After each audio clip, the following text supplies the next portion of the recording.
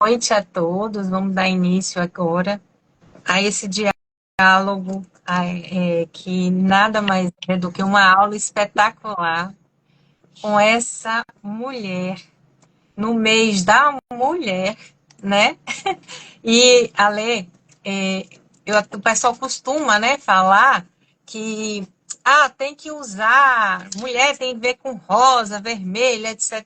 Eu, como acredito que você usa a cor que quiser, porque o que está no coração é muito maior e mais sublime, né? Então, estou aqui nessa noite de azul, que é uma das cores que eu acho mais bela, e sei que você também gosta, para começarmos a tratar dessa noite. Mas antes, deixa eu te apresentar, né? Minha nobre colega, que eu tive a honra, em junho do ano passado, de conhecê-la através da minha parceira, doutora Domitília, em Aracaju, e descobri uma, uma pessoa de coração lindo, de alma pura, que tem uma luz que é dela, né? Que é a luz dela. A Lê tem a luz dela, assim. Quando o Dom me falava, eu ficava assim. Mas um dia que eu conheci, né?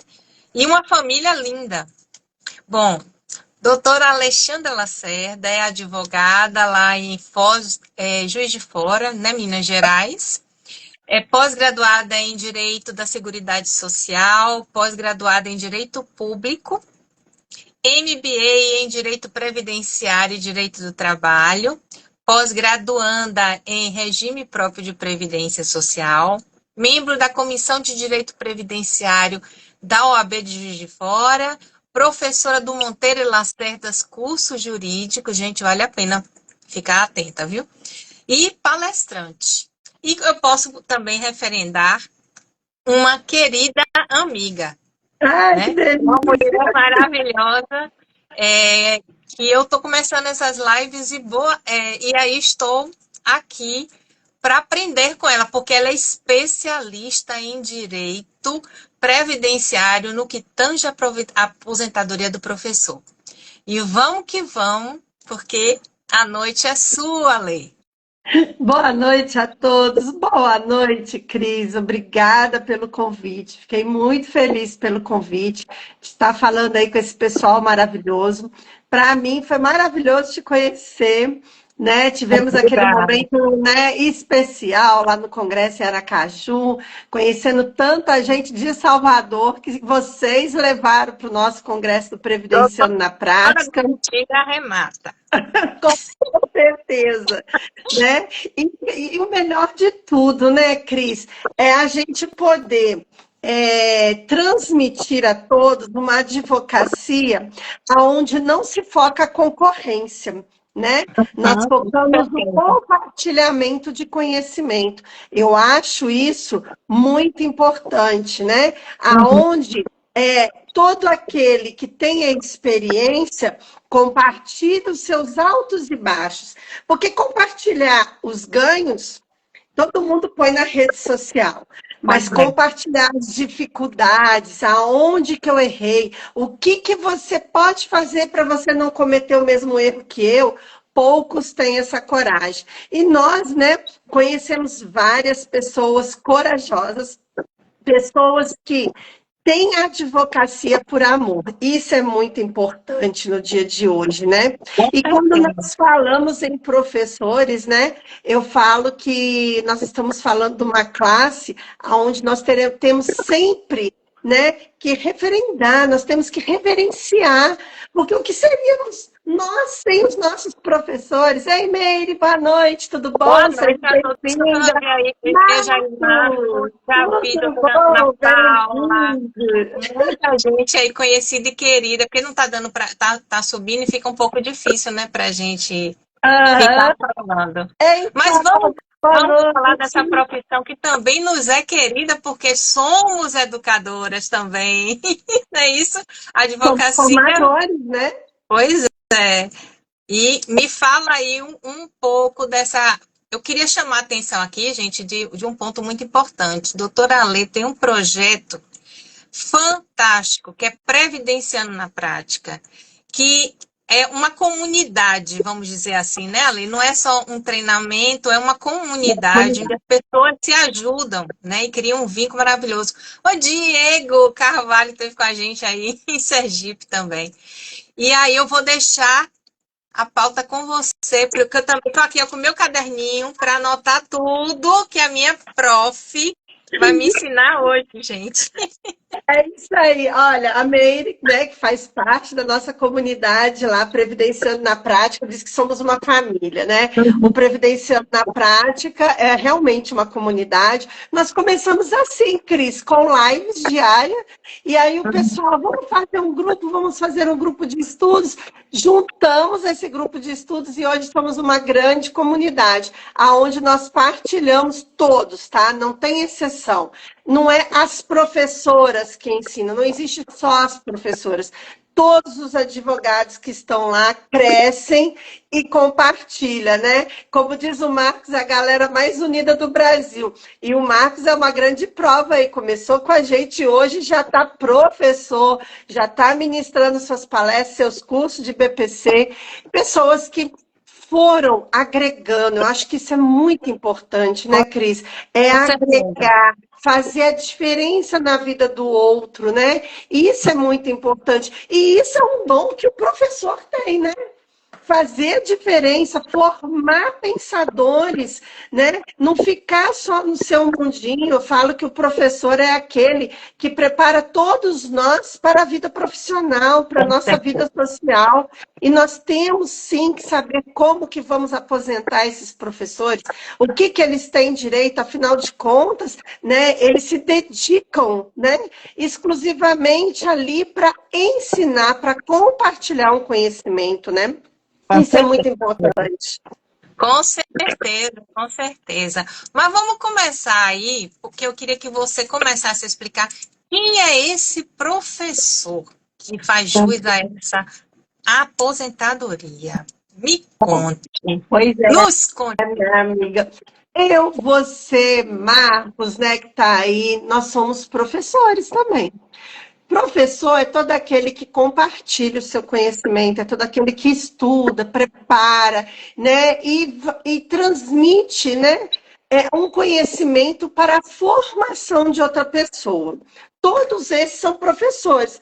Nós temos professores, inclusive, de academia, nós temos professor de pilates, nós temos professor de escola técnica, nós temos um professor que pode dar aula de radiografia, né? Quantos professores nós temos? Nós temos os professores das escolas públicas, das escolas particulares, nós temos os professores universitários, ou seja, todos aqueles que estão ali compartilhando o seu conhecimento, né? Então, professor, ele tem essa grandeza. E como você diz, quem é esse professor, né, que pode estar aposentando? Todos têm direito de aposentar, tá, Cris? Todo mundo, a partir do momento que ele contribui para a Previdência Social, seja dentro do regime geral, ou seja dentro de um regime próprio, né, quando ele é um servidor público, todos os professores têm direito de aposentar. Mas existe uma classe de professores que tem uma aposentadoria diferenciada. E é esse professor que a gente vai começar a tratar dele agora, né? Porque é uma categoria que antes era mais ampla e que com o decorrer das mudanças legislativas foi se afunilando, né? Então, conta pra gente aí como é esse novo professor, esse professor mapeado, vamos dizer assim, com direito à aposentadoria especial do professor. O professor, né, antigamente, né, Cris, falava aposentadoria especial. Realmente o professor se encaixava na aposentadoria especial. Mas, né, após é mais uma aposentadoria especial. Foi reconhecido uma aposentadoria diferenciada para aquele, né, que se dedica exclusivamente ao magistério. E quem foram esses professores que o legislador decidiu que terá direito a essa aposentadoria diferenciada. Primeiro, lembrando que quando saiu essa legislação, nós tínhamos apenas aposentadoria por idade, aposentadoria por tempo de contribuição.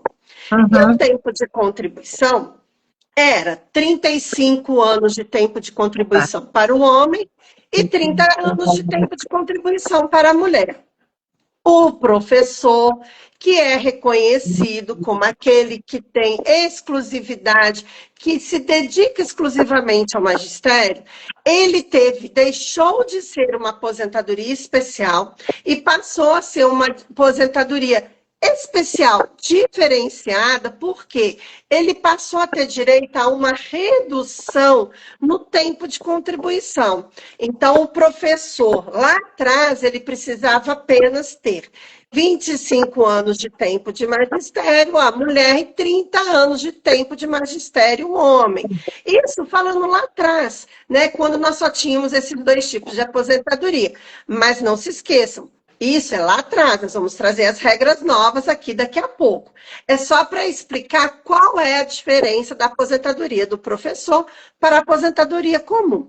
O professor que tem direito a essa aposentadoria diferenciada, não são todos os professores. Por exemplo, professor da academia pode? Não, infelizmente o professor da academia não pode. Professor universitário também não. O professor universitário, ele foi contemplado enquanto era aposentadoria especial. Depois ele não foi contemplado. Até 89. Isso. Agora, o professor que tem direito a essa aposentadoria diferenciada são os professores da carreira do magistério que dão aula no ensino fundamental, básico e médio. Alexandra, o que é isso? O ensino básico, né, é aquele que é a criança que está lá no jardim, do jardim 1, jardim 2, jardim 3, o prézinho, né? É aquele período de alfabetização. Depois é o professor do ensino fundamental, que é o antigo, né, na nossa época, era da primeira à oitava série. Hoje, né, é até o 9º ano, né? Hoje eles aumentaram e é até o 9º ano. E também os professores do ensino médio, que no nosso tempo, né, que nós somos muito novinhas, né, Cris? Era o curso técnico, era o famoso magistério, né? E hoje se chama ensino médio, né? Para aqueles jovens que estão aí começando, né, a ingressar aí entre os seus 14, até de 12, 14 anos até os 18 anos, ensino médio. E aí você me pergunta, boa noite, Josi, tudo bom? No que tange ao ensino médio, a categorização da educação profissional, ela tem uma especificidade, porque nós temos o PROEJA, que é a Educação de Jovens e Adultos.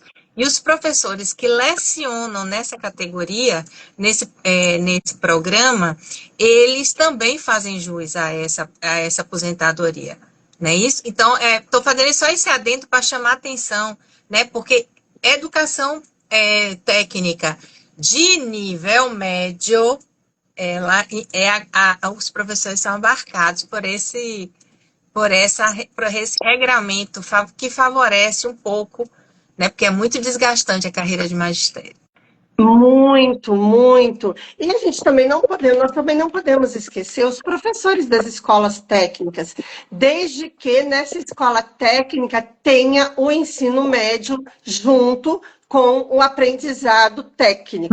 Se for só uma escola onde ele vai aprender só um curso de administração de empresas, só um curso de radiologia, esse professor não tem direito. Mas se ele dá aula de administração de empresa ou de radiologia num curso técnico, no METEC, né? Que aí tem ensino médio junto com a formação profissional, esse professor também tem direito a essa aposentadoria diferenciada. Então, quer dizer, É uma gama grande de professores, mas infelizmente não abarca todo mundo, né? Outro dia me procurou uma professora crente que já ia poder aposentar, né? E ela foi professora de inglês a vida inteira, mas numa escola particular, né? Onde a escola só tem ensino de inglês, não é uma escola que tem um ensino médio, um ensino fundamental. Então, essa professora, ela não tem direito a essa aposentadoria diferenciada, né? Eu estava No caso agora dessas escolas. lendo agora o enunciado do Conselho de Recursos da Previdência Social, o número 9. E ele traz um adendo interessante sobre esse caso mesmo, porque houve uma discussão sobre os professores que são da APAE, de associações, de organizações sociais, e foi determinado pelo Conselho que... cadê? Deixa eu lhe dizer aqui, porque eu achei isso interessante, que se a escola tiver o reconhecimento aqui, as entidades, que ele faz uma explicação sobre a questão do artigo 209 da Constituição Federal e do artigo 7 da LDB, juntamente com o artigo 60 da LDB, e ele diz assim, as entidades filantrópicas e de interesse social, assistenciais, educacionais, sem fim lucrativo, precisam de autorização prevista na Constituição, na LDB, ou seja, ter projeto político-pedagógico aprovado por secretarias de educação ou conselhos de educação, né? Então, assim, aí ele traz o seguinte: associação de direito privado, educação básica, desde que reconhecida pelo órgão responsável, ou seja, pela Secretaria de Educação ou pelo Conselho Estadual de Educação. Para isso, precisa de quê? De projeto político-pedagógico autorizado, né? Precisa de uma série de coisas, então não é qualquer educação que vai, né? Não é Mesmo. aquela cantinho dos baixinhos que, se ela não for reconhecida pelo MEC, se ela não tiver um projeto pedagógico reconhecido, ela também não dá direito a esse professor à aposentadoria do tempo, né, diferenciado. A APAE, né, nós temos grandes problemas com as APAEs do Brasil. Por quê? Muitas não têm, pouquíssimas têm esse projeto pedagógico, tá? Então, os professores trabalham lá há muito tempo, nos procuram para aposentar, e quando nós vamos fazer o estudo da viabilidade, ver se ele tem direito mesmo a essa aposentadoria, a gente barra nesse ponto, porque nem toda a PAI tem esse projeto pedagógico. Quando ela tem, o professor vai ter direito a essa aposentadoria diferenciada. Quando ela não tem, infelizmente, esse professor vai ter que aposentar pelo tempo normal, né, o tempo comum que nós temos aí para todos, né? São pequenos detalhes, né, que aí como é que nós estamos falando para advogados e principalmente também para pessoas comuns, é muito importante, né, ter esse conhecimento, principalmente o advogado, Cris. Que o que eu vejo, sabe, são advogados que não fazem atualização, que com o advento, né, da emenda constitucional 103, muitos advogados que não trabalhavam com previdência se aventuraram, né, em advogar na Previdência e não prestaram atenção nesses detalhes. Então, para quem é advogado, muitos estão conseguindo fazer revisão, conseguir alguma coisa aí, porque há erros que são corrigíveis, há erros que não têm correção. Então, você que é advogado, que está aqui nos escutando, mantenha-se sempre atualizado, sabe? Hoje em dia não é fácil, né? Eu até tinha uma colega minha hoje falando, nossa, que absurdo, eu fui lá no INSS, o INSS falou que eu não tenho que ter advogado, que eu posso resolver tudo sozinho. Aí eu virei para o servidor e falei assim, pois é, essa exigência que você me fez aqui, eu jamais saberia juntar esse documento sem um advogado. Pois é. Então, é isso que eu falo, conhecimento técnico, estudo aprofundado, advogado, faz diferença na hora que a pessoa contrata, né, o advogado. Procure sempre aquele advogado especializado, né? Igual a Cris está aí, né, Cris? A gente estuda, a gente respira previdenciário, muitos colegas estão preparados, né? E a gente tem que ter esse olhar clínico, inclusive o cliente. Porque hoje em dia, depois da emenda constitucional 103, não está tão fácil mais aposentar, né? A verdade era essa, né? Você chegava no INSS e pedia um auxílio-doença, era a coisa mais tranquila do mundo.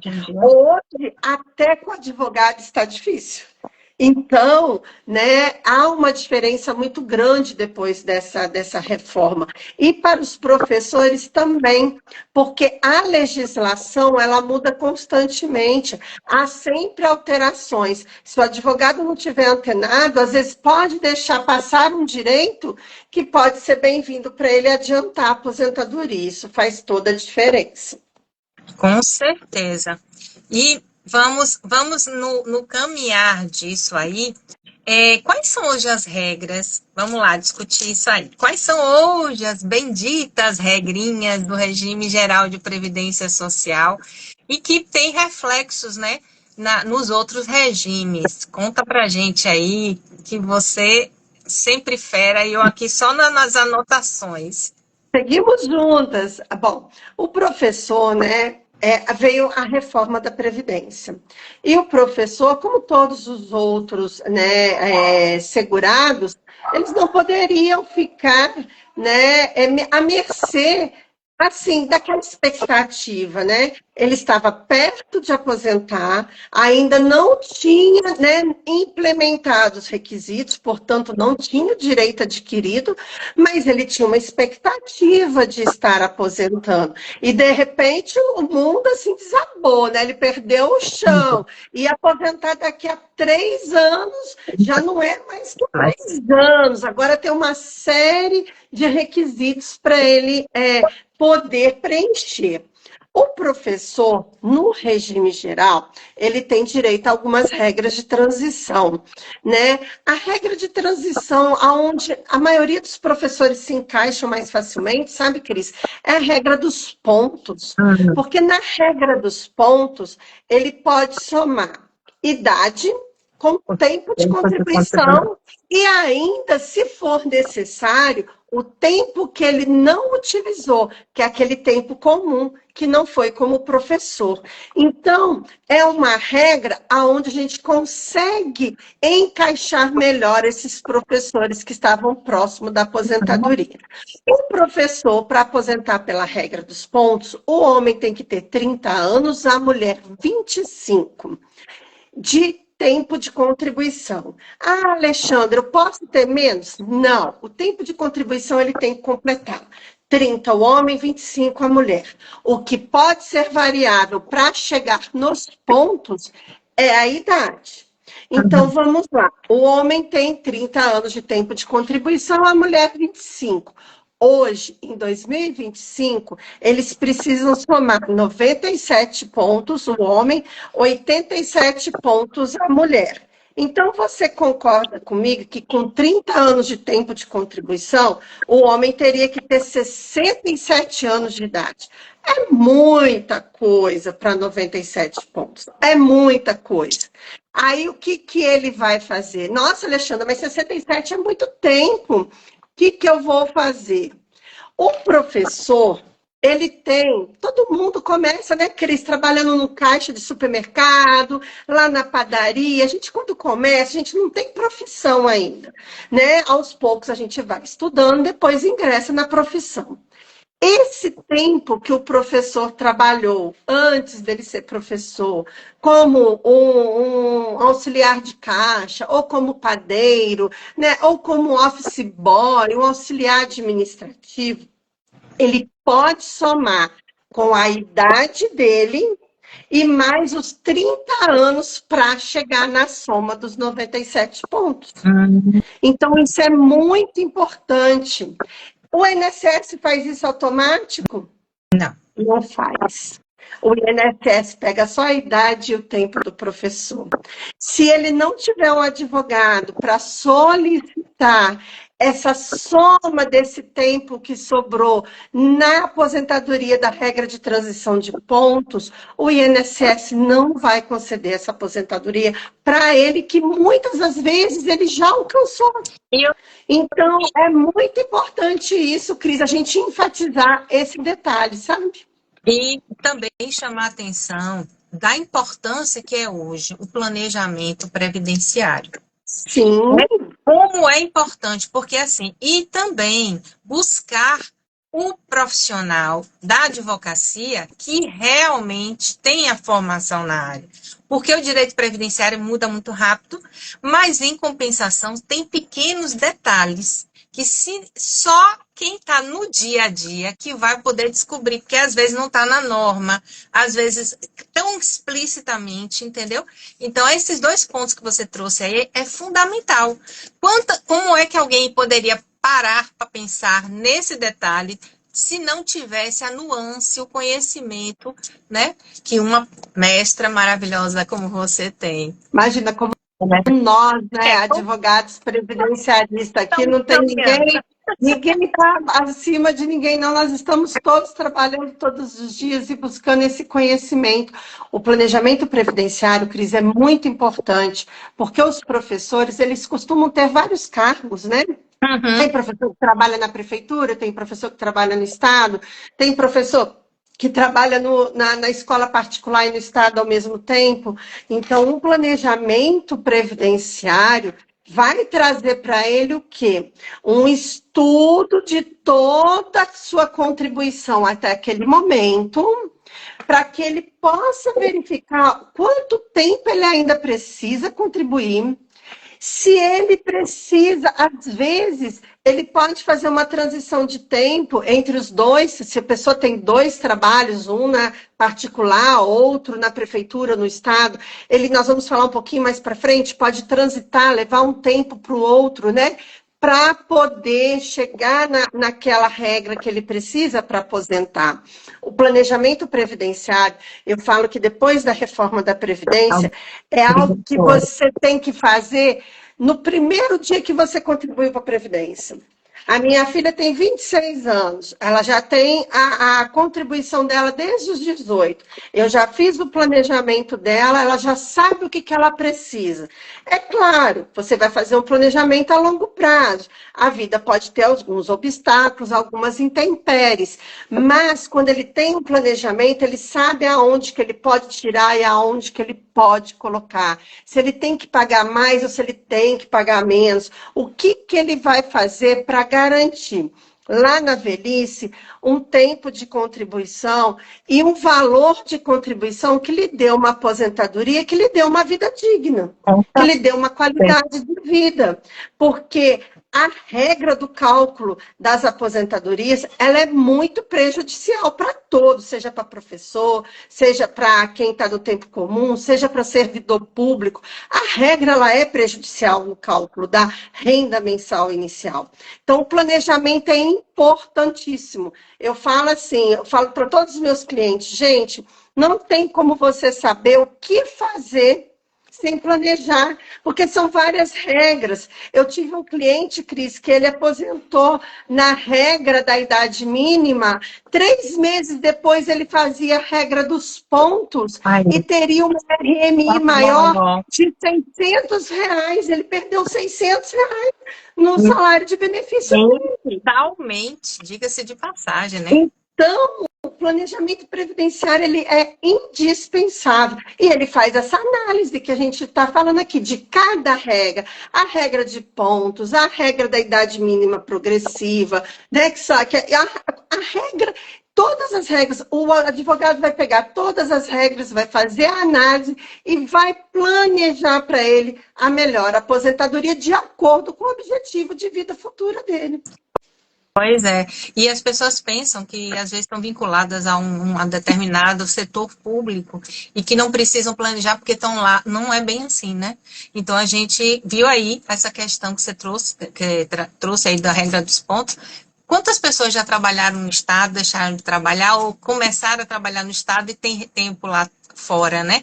E que pode se ajustar, etc e tal. Então, é muito interessante. Mas aí você falou das regras dos pontos, mas vamos falar das outras que o tempo Pois urge.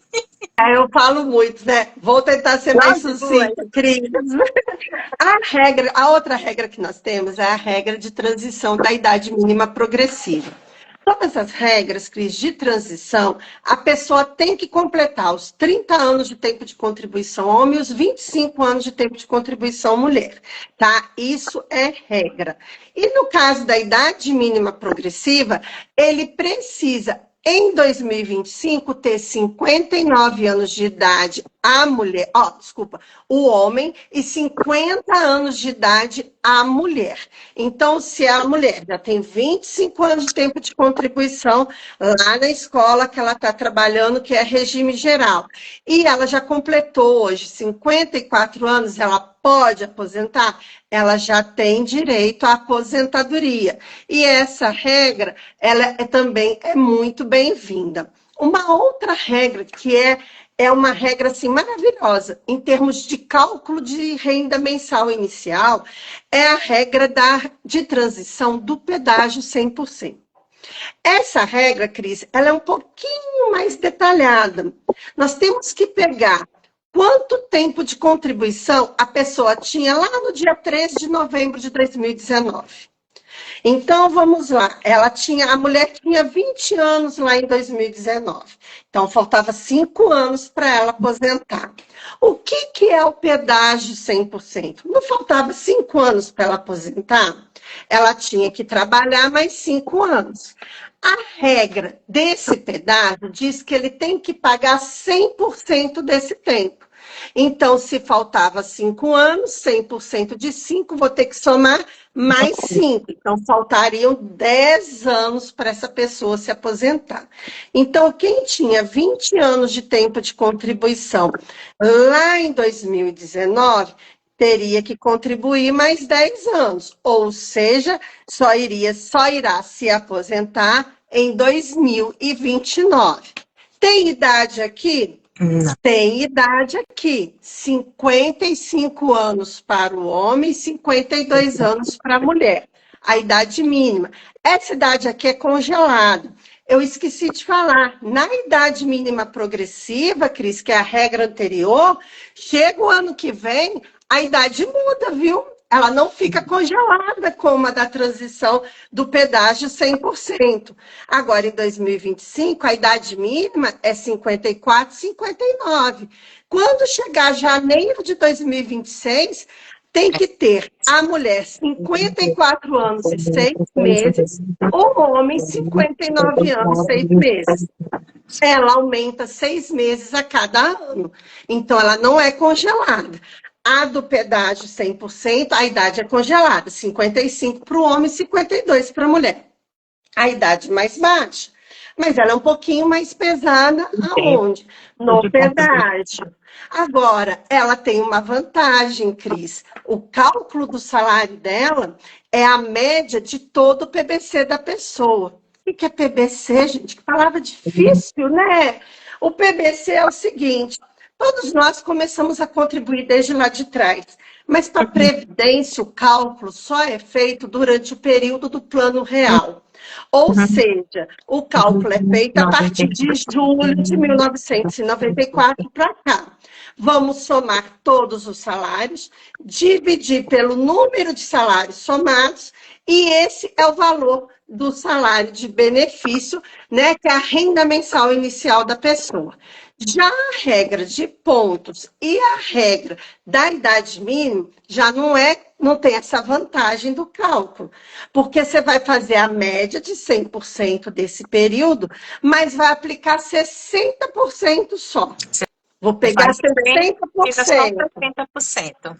E aí eu vou aplicar 2 pontos percentuais para cada ano de contribuição que exceder 20 anos para o homem e 15 anos para a mulher. Ou seja, ele tem que ter muito mais tempo de contribuição para chegar no 100% que ele tem direito no pedágio. Você sabe que eu fiz um planejamento previdenciário para uma professora e ela trabalhando mais um ano, ela alcançava a regra do 100%. Ai, E que para ela era bom. muito mais vantajoso, porque ela conseguiu pegar um salário de R$ 800 a mais. Então, é essa a importância disso que você falou, que é tão importante o planejamento previdenciário. Muitas vezes também, Alexandra, é a questão de você ter o profissional com domínio, né? Sim, Nessa questão, porque assim, são detalhes, né? E se ela fosse para uma outra pessoa, um outro profissional que não tivesse o domínio e o conhecimento de previdenciário na prática, né? né? Previdenciário na prática. Então, ela com certeza não alcançaria isso. Ou Não. se ela fosse buscar por conta própria, talvez ela também não tivesse alcançado isso, porque muitas vezes o professor ele trabalha para uma empresa ou para um ente público que não contribui de forma correta, Verdade. ou né, na data não faz os recolhimentos como teria que ter feito. E isso aí tem tanto Nossa, indicador que prejudica, não é isso? é E uma é essas questões análise que precisam ser minuciosa, feitas. né, Cris? É aquela análise minuciosa, né? Esse negócio do indicador, nossa, o pessoal não tem nem ideia do quanto isso prejudica o segurado. Ô, Cris, eu tô adorando esse nosso bate-papo, sabe? Eu tô vendo aí o pessoal entrando, saindo, chegando gente nova. Mas, ô, Cris, eu vou aproveitar e trocar essa bola aqui. Eu sei que você trabalha na Secretaria de Educação. Você não quer falar um pouquinho para nós do regime próprio, já que nós estamos Bom, falando das regras, vamos algo lá. que é vivência sua aí de todos os dias, minha amiga? Pois é, minha amiga. Pois é. Eu trabalho na Secretaria de Educação do Estado da Bahia, né? 20 horas lá, porque eu sou concursada como coordenadora pedagógica, porque minha primeira formação foi em pedagogia, na UFBA, e direito foi a realização do sonho, mas já foi eu já na maturidade, né? Entrei na faculdade aos 40. Voltei para os bancos acadêmicos, já fazendo quase mestrado, e voltei de Somos novo. duas, viu? Pois é. Então, assim, com a reforma da Previdência, todos os entes públicos foram obrigados a fazer uma revisão do seu sistema de previdência. E o Estado da Bahia, no ano de 2020, fez a primeira revisão, que foi a emenda 26. Essa emenda 26 trouxe algumas regras, principalmente para o professor, que, ao meu ver, e ao que a gente já conversou, é um pouco mais benéfica Muito. do que para o regime geral. Por exemplo, enquanto no regime geral a mulher precisa, em regra, ter 57, né, na sua grande maioria, aqui é 56, né? O homem, 60, aqui é 59. Além do que, são 25 anos de contribuição, mas tem um detalhe. Esses 25 anos não precisam ser dentro do regime próprio na sua totalidade, bastando apenas que desses 25, 10 sejam no regime. Então, isso favorece consideravelmente a aposentadoria daqueles servidores, professores, coordenadores pedagógicos que atuam dentro das unidades de ensino. E isso é muito salutar, né? Porém, cabe aqui um adendo, porque eu sou uma dessas pessoas que sou concursada, trabalhei muito tempo em escola, atualmente atuo dentro da secretaria desde 2017. Hoje eu estou com 28 anos de serviço. Mas desses 28, eu só tenho um pedaço que é nas escolas, que foi de 98 até 2007. Esse período que eu tive lá, na hora que for feito o cálculo, ele vai ser bem diferenciado do tempo que eu tenho dentro da secretaria. E isso eu só descobri por quê? Porque eu trabalho com essa área, né? Com Então, certeza. assim, as pessoas têm a mania de dizer assim, só quem trabalha dentro da secretaria só vai se aposentar com 30 anos e pronto. Não é com 30 anos e pronto, né? Nós temos que levar em consideração que que eu comecei antes da emenda constitucional, né? E que eu preciso obedecer essa regra, respeitando o período que eu estive na escola. O restante eu vou cumprir fazendo as competências os requisitos conforme fora do cargo, ou seja, fora da escola, não é nem do cargo, é da escola, né? Uhum. Então, assim, isso tudo só é possível por quê? Porque existe o planejamento previdenciário. E uma outra questão, lembrar sempre que toda a reforma ela tem uma parte que é referente àquelas pessoas que adentraram antes, que são as famosas regras de transição, né? E aquelas para as pessoas que entrarem após, no caso do Estado, no caso do Estado da Bahia, depois da emenda 26, né? Então, é porque eu tô recém colocada um aparelho aqui e aí eu tô mordendo ainda a língua, né? Então é horrível. É horrível, mas a gente vai trabalhando. Então, nesse questionamento, se você tem, então, para a Bahia, o professor que trabalha dentro da unidade de ensino, seja você diretor, assessor, coordenador, professor, desde que você esteja ligado à atividade pedagógica, educacional, direta, e você tenha formação e adentre ao sistema como servidor, seja você servidor público ou agente público, né? Ou seja, aquela pessoa que é contratada ou que tem um cargo, né? Que essas pessoas não são servidores. Sim. Você tem direito a essa regra, né? Então, é importante ficar atento, porque às vezes a pessoa não sabe. E lembrando, no estado da Bahia você só precisa efetivamente ter 10 anos de serviço público.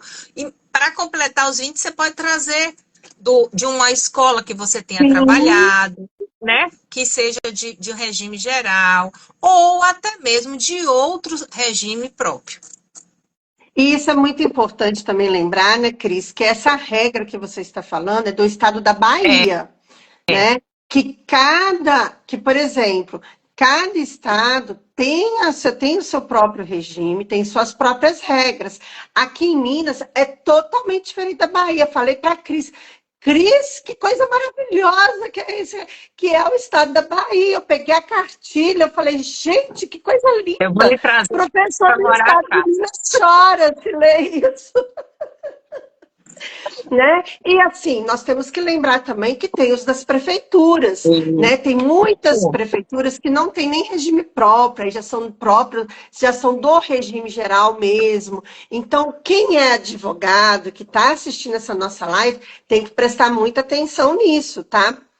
Cada ente, né, seja do município, seja o estado, ele tem o seu próprio regramento. Alguns fizeram a migração para o regime geral para não ter que fazer uma legislação pertinente.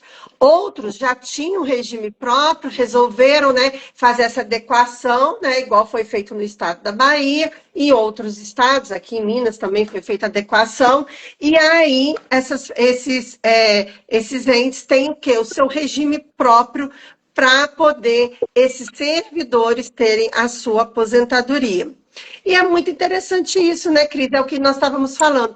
Voltamos a falar no planejamento previdenciário, né? Porque como você mesma já colocou, você falou que dentro do estado da Bahia pode trazer um tempo lá da escola particular e para completar aí os 20 anos, né? Que precisa, os 25 anos. Está faltando 15? Leve 15, que ele precisa ter 10 ali no estado. Esses 10 ele tem que ter, mas ele tem que completar os 25 anos. Aí, se ele tem 10... Às vezes ele trabalhou na prefeitura de Salvador, que tem o regime próprio, ele traz, né? Se ele não estiver mais em exercício lá, claro. Sim. Porque a gente precisa respeitar essa questão, né? Não dá para... vou ficar migrando, trazendo pegando o CTC de um lado para o outro, porque isso aí complica mais. Nossa. Tem muita gente que faz essa maluquice, né? Então, nós precisamos organizar para evitar essa questão. Então, aí, recapitulando aí, você falou da regra dos pontos, que eu amei essa dica que você deu, de trazermos, né? Outros tipos de profissões, outros tipos de contribuição para completar esse período, né, na regra de pontos, no que tange ao tempo, não é isso? Ao somatório do tempo. Não é Depois do tempo, tá? É só assim, porque senão as pessoas podem confundir. A gente fala o tempo somando os pontos. O tempo, né, Cris, é 30 para o homem, 25 para a mulher. Mas a gente pode trazer esse tempo para somar os pontos, aquele tempo de pontos, né? Que ele tem que somar. A idade, ele já tem idade, então eu vou trazer o tempo comum para completar a pontuação necessária. Tá? Desculpa aí, mas é porque nós estamos tão acostumadas, para nós é algo tão comum que, de repente, um colega aí, né, que não está dentro da área de previdenciário pode confundir. Então, é bom a gente deixar isso claro. Ele vai trazer o tempo comum para complementar a pontuação que ele precisa alcançar. Porque os 25 anos ele vai ter que ter. Isso, a mulher tem que ter os 25, homens os 30, isso aí é fato. E é muito boa essa dica, né? Muita gente não sabe disso, tá? Não sabe. Só quem está assistindo aí, mesmo no gravado, você vai deixar gravada, Cris, a live? Ótimo! Vou deixar assim. E uma questão que eu fico muito, assim, me pergunto muito, com relação à questão da documentação, né? O que buscar para poder construir esse processo, né? Desse pedido de aposentadoria? O que é que você traz de orientação para a gente aqui?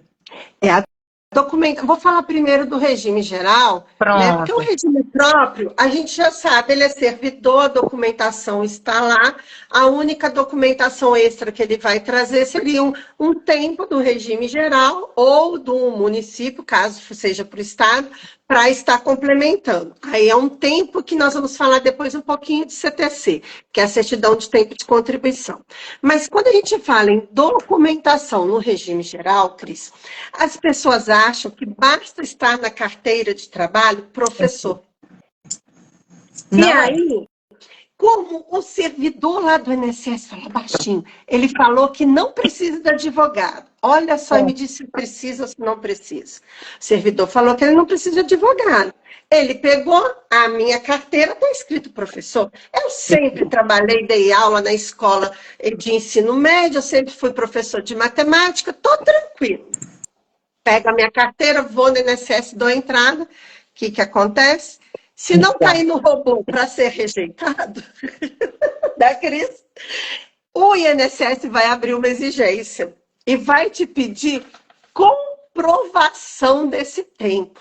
Aí teve um cliente meu que chegou lá no escritório e disse assim: esse INSS é doido! Eu sempre fui professor, ele quer que eu comprove que eu sou professor. Ele é burro, não sabe ler a carteira. Eu discuti com o servidor, está escrito aqui, meu filho, isso aqui é o quê? PROFESSOR, professor. Você quer que eu comprove o quê? O homem revoltou, Cris. Chegou uma fera lá no escritório. E muito bravo, porque tinha que me contratar, porque ele não entendeu nada que o servidor falou. E aí, gente, fica a dica. Não basta estar escrito professor na carteira.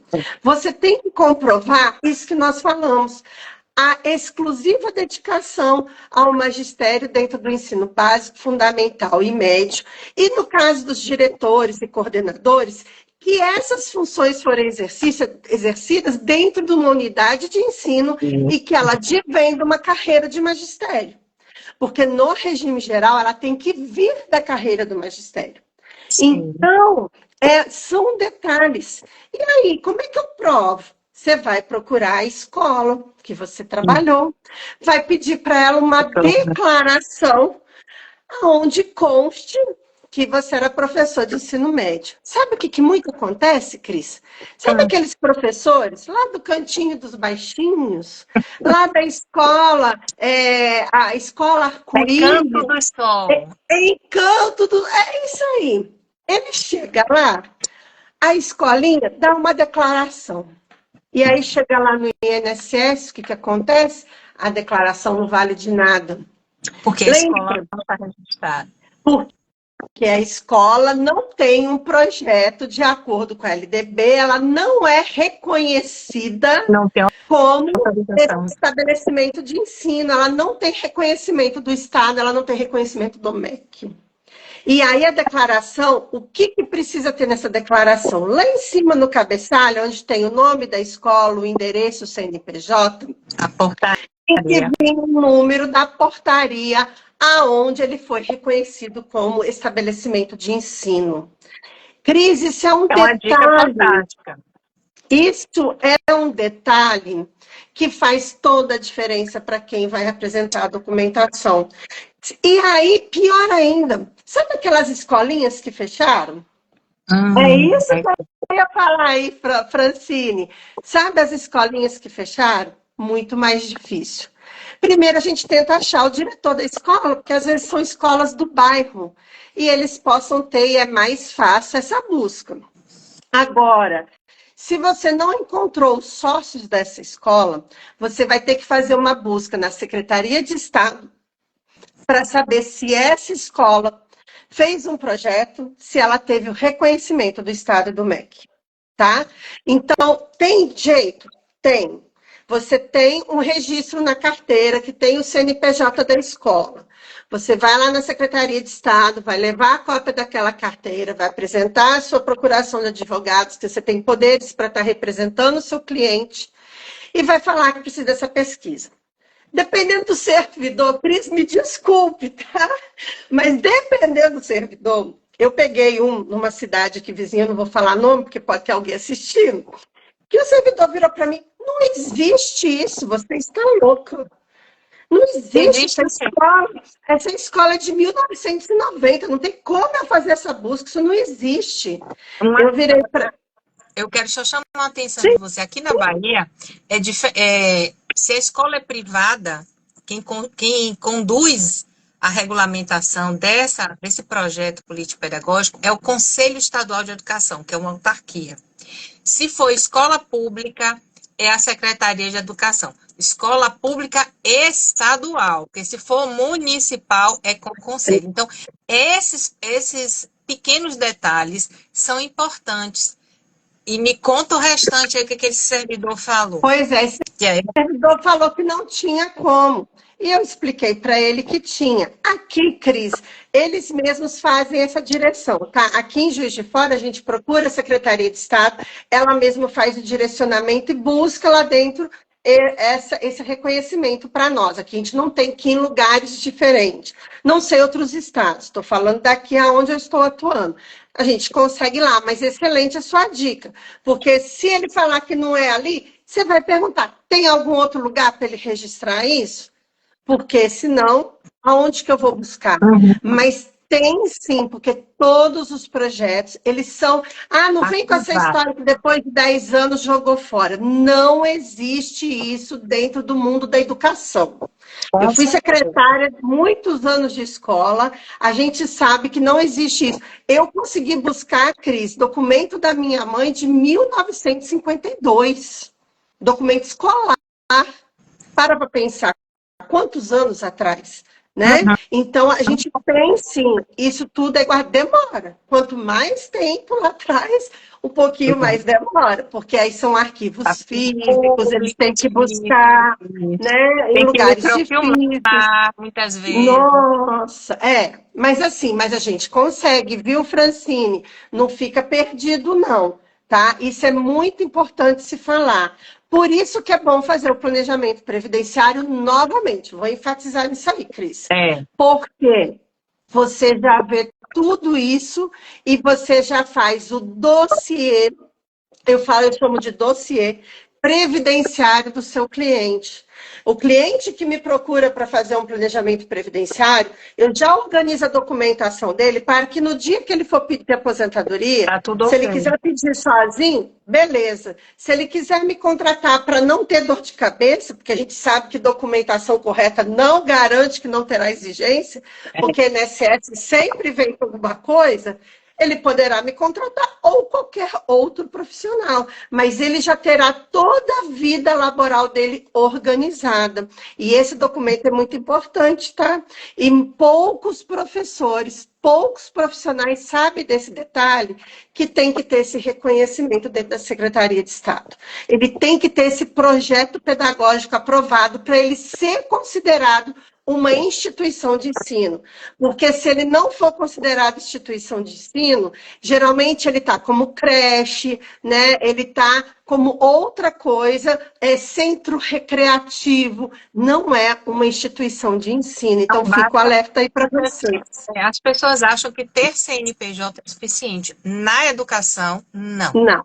Na educação, precisa do projeto político-pedagógico da escola autorizado por pela uma instituição governamental, seja secretaria, conselho ou diretamente com o MEC. Mas o MEC delegou isso para os estados fazerem.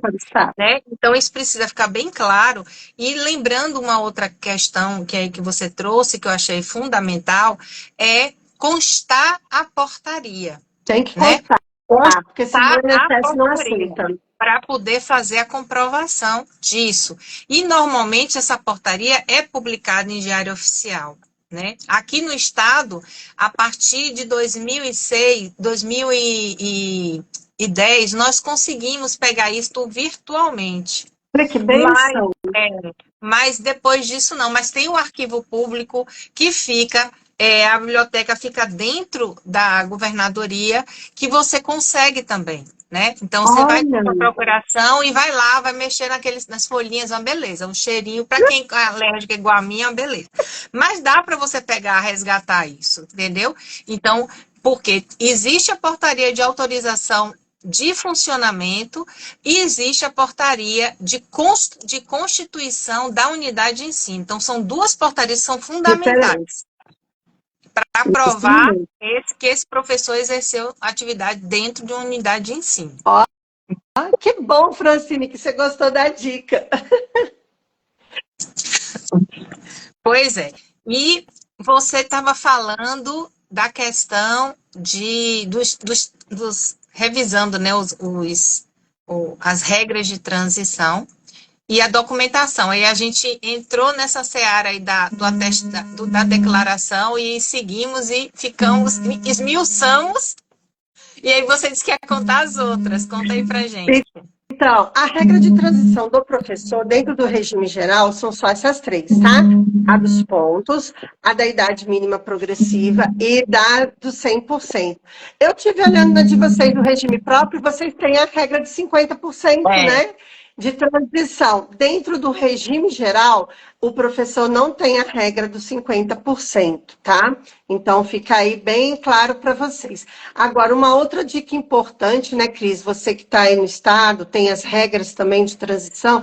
Aí do regime próprio é algo bem mais detalhado, né? Que tem aqueles que ingressaram antes de 2003, aí tem aquela questão das regras de transição própria para eles, se eles têm, no cálculo, se têm direito à paridade, integralidade, isso aí é um outro assunto que a Cris depois nos chama aí para a gente fazer um especial para vocês. Mas eu tô vendo que o nosso tempo está se esgotando, né, Cris? Sim, eu falo demais. Felizmente, o assunto é tanto... Mas eu acho importante a gente falar nessa transição. Professor pode ter duas aposentadorias?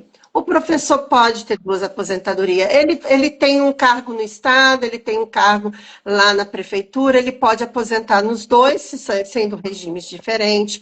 Se ele tem uma escola particular e o Estado, ele também pode aposentar nos dois, não tem problema. E o principal, ele pode transitar tempo de um para o outro. Lembrando que do regime próprio só leva tempo de exoneração. Você já foi exonerado, você pede uma CTC e você leva para o regime geral. Do regime geral, você leva qualquer tempo pro regime próprio.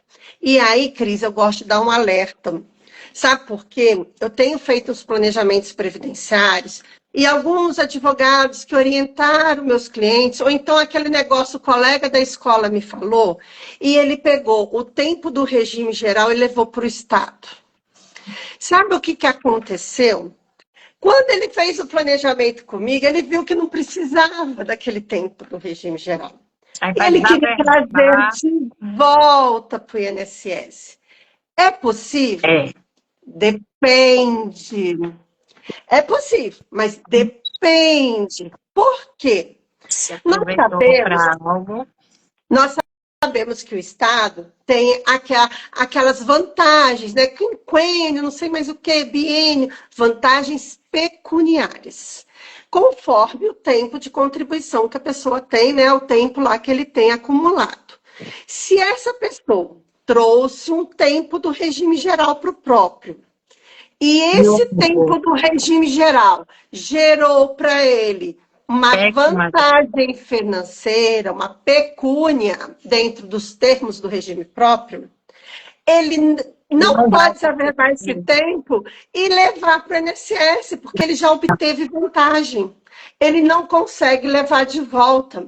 E é muito difícil, Cris, uma pessoa que há mais de 10 anos já levou uma CTC não ter tirado algum proveito econômico dela. Impossível. Na educação, principalmente, é impossível. É impossível. Então, é aquela história, cuidado, né? Aquele negócio, meu colega levou, mas meu colega trouxe de volta. Depende. Você pode até trazer de volta. Se você não utilizou ela para nada. Agora, se você teve uma vantagem, se você recebeu um aumento financeiro, se você teve um aumento de salário por causa daquele tempo que você levou, acabou. Você não vai trazer de volta. Não só aumento, mas teve, por exemplo, aqui no estado nós tínhamos a licença prêmio, né? Então, era a cada 5 anos você acumulava um período. Então, se você usou isso, acabou. Aí você não volta mais, entendeu? Então tem que tomar muito cuidado. Uma dica agora de ouro, tá, Cris? Isso aí é para poucos, é só para quem está aqui. Você sabia que para você pedir uma CTC de professor no INSS e levar para o regime geral, essa documentação que nós falamos aqui tem que ser apresentada para que na CTC ela venha como tempo reconhecido de professor? Se você não apresentar essa documentação lá na hora que você faz o requerimento no INSS, a CTC vai mandar tempo comum. Ela não vai falar que aquele tempo é do professor. Então, quando você vai pedir a CTC lá no regime geral, para levar para o regime próprio, você que é advogado, que está acompanhando a nossa live aqui agora, gente, tem gente que paga mais de R$1.000 por um curso de aposentadoria de professor para saber essa dica, hein? Vocês estão tendo de graça aqui com a ajuda da doutora Cris, hein?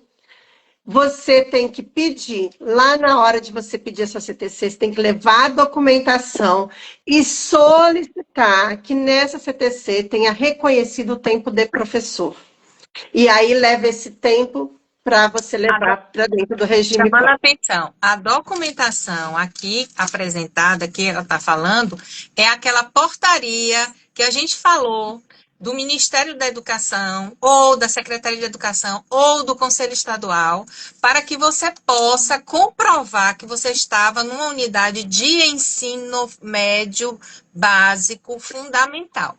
Se não, você vai ter apenas o tempo como sendo comum. E aí não vai contribuir para você no magistério. Mas a Lê, fantástico. Amei. Muito, muito, muito obrigada. Principalmente por confiar em mim né, por estar comigo nessa jornada, sendo a primeira live que eu faço dentro da área previdenciária. Fico muito feliz, tá? E eu espero que em breve, porque nós vamos ter novidades aí, viu, gente? Vem coisa boa chegando aí, não online, mas presencialmente aí. Até o final do ano, não, até o meio do ano, né? Vamos dizer que até o meio do ano. Eu acho que em agosto a gente consegue fazer alguma coisa aí na Bahia. Será que não, Cris? Vai sim. E aí a gente vai ter coisa boa mesmo. Então, se você é daqui da cidade, fique atento às redes sociais do doutora Domitila, do doutor Ale, do Previdenciando na Prática, da minha rede, do Chaprev e de todos, né? O nosso grupo Francine, doutora Ana Paula, que estão contribuindo com a gente nessa caminhada aí, que a gente vai trazer, vem coisa muito boa mesmo, para aqui. E vamos esperar que isso se solidifique até semana que vem, para a gente poder divulgar. Nós estamos esperando para trazer novidade para trazer novidade. E eu quero mais uma vez agradecer pela confiança, pelo carinho, né? E agradecer porque, principalmente, pelo ensino que você nos trouxe, pelo despertar, pelo esclarecimento. Viu? Muito, muito, muito, muito obrigado mesmo. E que a tua família seja sempre bênção na sua vida e na vida de outras pessoas, porque bênção você já é na vida de outras pessoas. Obrigada. Deus te guie, te guarde e, mais uma vez, obrigada, Senhor, por essa oportunidade, por estar dividindo esse conhecimento com outras pessoas, por ter aprendido tanto e por essa mulher guerreira, forte, lutadora, bela, suave, porque é a suavidade em forma de gente e a alegria em forma de gente. Que Deus te conserve assim, sempre. Obrigada, Cris. Oi, Rebe, que bom que você chegou aí. Obrigada, a Josi estava aí também. Ô, Cris, é muito bom. Eu falo que a internet trouxe essa maravilha para a vida da gente, né? Nós que já somos aquelas meninas que já passamos 200, né? Nós somos as meninas 200. Graças a Deus, nós somos a melhor geração. Aí eu falo assim, nós vivemos o tempo onde, para falar com a Cris, eu gastaria uma fortuna de telefone.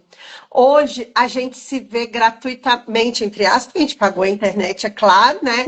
Mas, assim, de uma forma acessível, nós temos esse contato. Quantas pessoas passaram aqui, nos conheceram, e nós conhecemos essas pessoas, e como que a gente consegue transcender, né, o nosso conhecimento. Para pensar, eu estou em Minas, você está aí na Bahia, a Alessandra Ramos é de São Paulo, a Josi Nilma é do Rio. Olha que coisa maravilhosa. A Meire, que passou aqui, ela é de Maceió. Olha que coisa maravilhosa, né? Eu tive uma pessoa querida, amada da minha vida, que é Tayla, minha prima, que está nos Estados Unidos, Miami, que estava dando tchauzinho aqui. Olha só,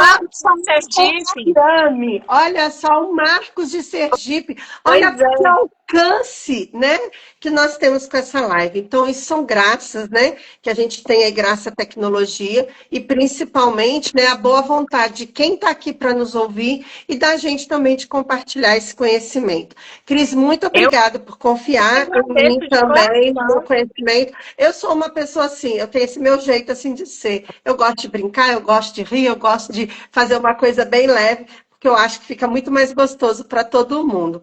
Cris, eu fico à disposição, quando você precisar. Muito obrigada. E eu idem. E eu estou sempre às suas ordens, quero muito bem. Um abraço na família, né? E que quando você venha, traga eles para conhecer também. E eu terei o maior prazer em estar com você. Muito obrigada. Deus te abençoe sempre. Até a próxima vez. Até a próxima. Tchau. Obrigada a todos também. Tchau.